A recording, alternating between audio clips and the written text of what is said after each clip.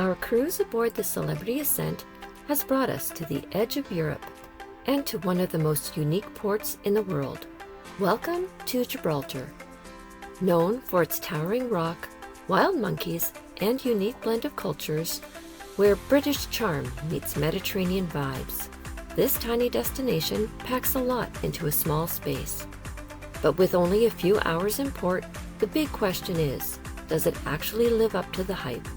Today, we're exploring the highlights, taking a tour, and finding out if Gibraltar is truly worth your time on a cruise itinerary.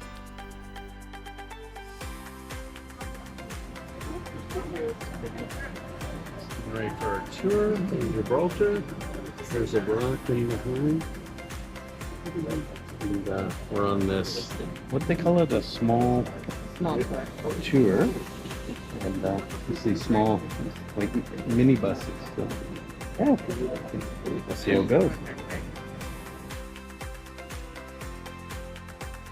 So this is basically where I live today, in one of these apartments.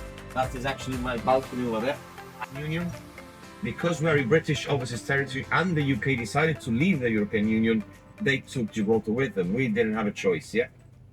Attacking the town, taking a lot of its inhabitants as slaves.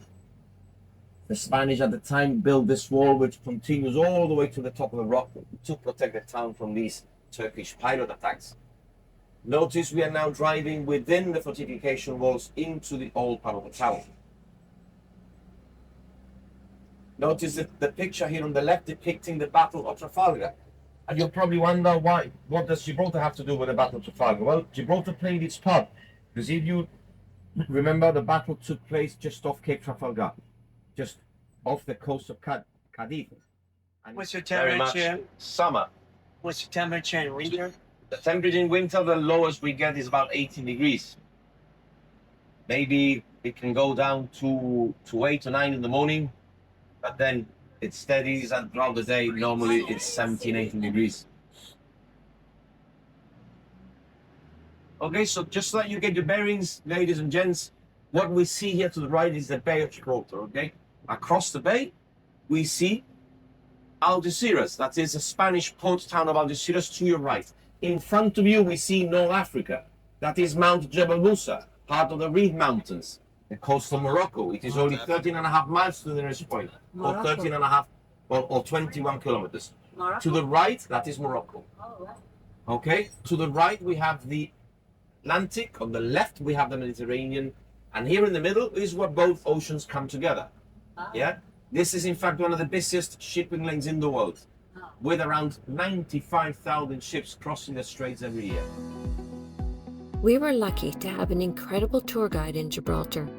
Not only was he extremely knowledgeable about the history and landmarks like the Rock of Gibraltar, he also shared stories and local insights you'd never get exploring on your own. And it made the experience so much more engaging and helped us appreciate just how unique Gibraltar really is. Atlantic coming from your right, and here in the middle is where both oceans connect. Okay, this is again one of the busiest shipping lanes in the world, with around 95,000 ships crossing the straits. And I want you now to look towards the rock, okay? And that is O'Hara's Battery. Yeah, and that is 426 meters above sea level, and that is the highest point on the rock. You can see it. This is salt water coming from Glen Roque Distillery at the top of the cliff face, and it's part of the desalination plant, remember? Gibraltar is a small but incredibly unique destination perched at the southern tip of the Iberian Peninsula, where Europe meets Africa. Though it covers less than 7 square kilometers, it holds an outsized place in global history thanks to its strategic location at the entrance to the Mediterranean. Over the centuries, it has been fought over and fortified by various powers, and today it remains a British overseas territory with a fascinating blend of cultures, languages, and traditions.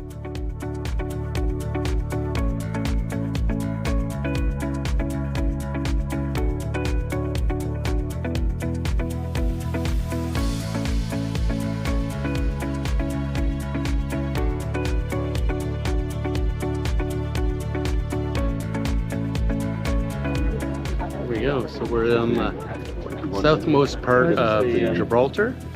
Right across from us, you can see it, is Africa. So this is right at the Strait of Gibraltar, where the ocean meets the Mediterranean, Atlantic Ocean. And behind us here,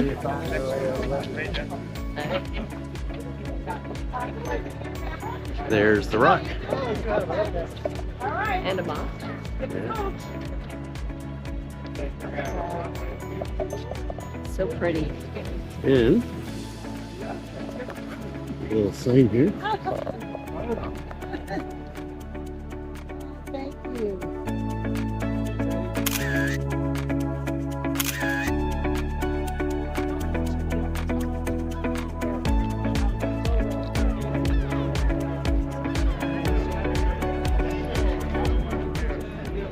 Africa. Morocco is just to the right behind you, look. Yep.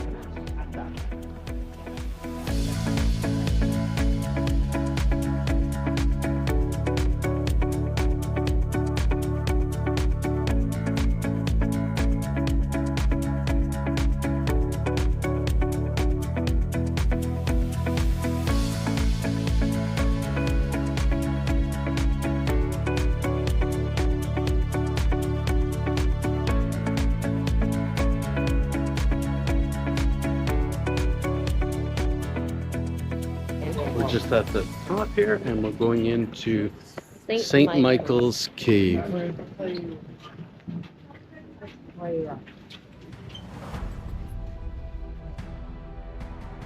As we make our way up to the Rock of Gibraltar, one of the must-see stops is St. Michael's Cave, and it's every bit as impressive as we'd hoped.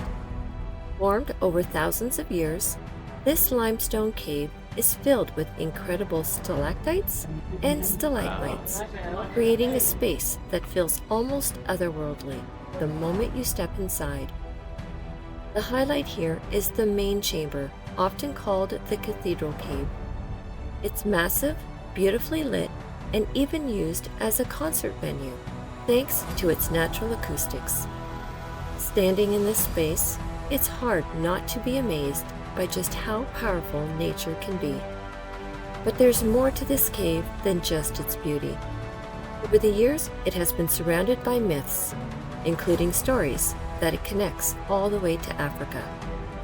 And it even played a role during World War II as a planned emergency hospital. It's a place where natural wonder and history come together, and definitely a highlight of visiting Gibraltar.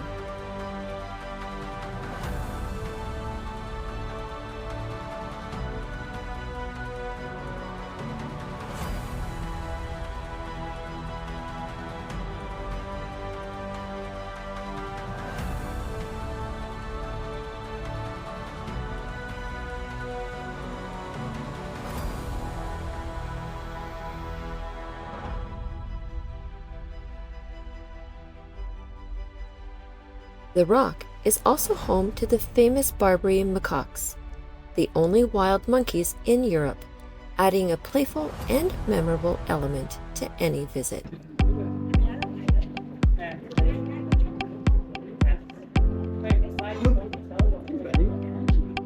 Picture of Mama and the baby. Hi. Hi.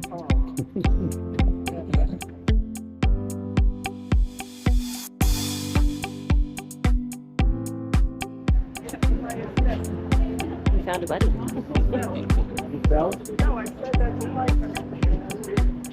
They're not shy. No, not at all.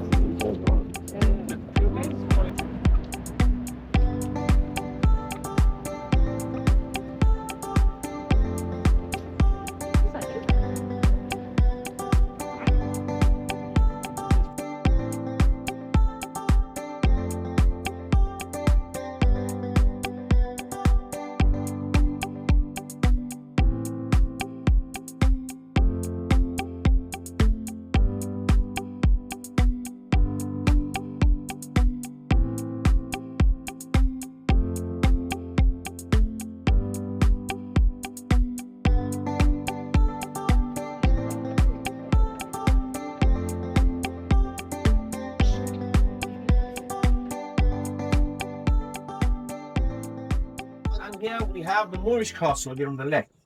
Originally built by the Moors when they first landed here around the year 711. In fact, the Moors landed here with 12,000 army, led by the famous commander Tariq ibn Zayed in the Second World War. Remember, there are over 51 kilometers of tunnels. It is possible to enter the tunnel from the south when we were at Europa Point and exit here at the north. Yeah. Not only do they go from north to south, but also Dominating the landscape is the iconic Rock of Gibraltar, a towering limestone formation that rises dramatically above the sea. It's not just a scenic landmark.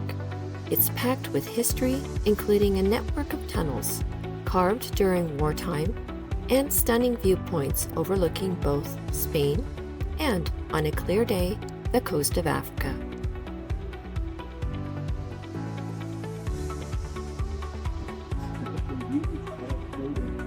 and of course vehicles from here. This is, remember, the short piece of land which joins us to the Spanish mainland. This is the land frontier.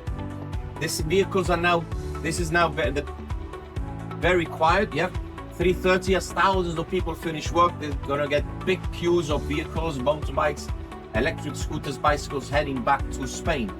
You see the Spanish controls there. You see the ugly looking Spanish flag over there. Yeah, of course, nothing So compared that's to the Gibraltar flag and the Union flag and the Union Jack. These vehicles would be entering Spain. And then you have British immigration and customs, and these vehicles are now entering into British territory. Yeah? I see. This is the only active land frontier in Europe, because the rest are all part of Schengen. Yeah. Yeah. Beyond the rock, Gibraltar offers a charming mix of British and Mediterranean influences. You'll find classic red phone booths and English pubs along sunny plazas and coastal views. Main Street Gibraltar is a popular spot for strolling, shopping, and soaking in the atmosphere, while the local cuisine reflects a fusion of British, Spanish, and North African flavors. Despite its small size, Gibraltar packs in a wide range of experiences, making it a surprisingly rich and memorable stop, especially for cruise travelers with limited time. Locals and registry office there on the right. This is in fact where John Lennon and Yoko Ono actually got married in 1969. Oh. After exploring Gibraltar, it's clear this small destination really does live up to the hype. From the stunning views atop the Rock of Gibraltar to highlights like St. Michael's Cave, there's a lot packed into a short visit. The mix of history, culture, and those famous monkeys makes it feel unlike anywhere else. And having a great tour guide made it even better. If you're cruising here, we definitely say it's worth getting off the ship. Next week, we're heading somewhere completely different as we make our way to Bermuda for the first time. And you don't want to miss it. See you then.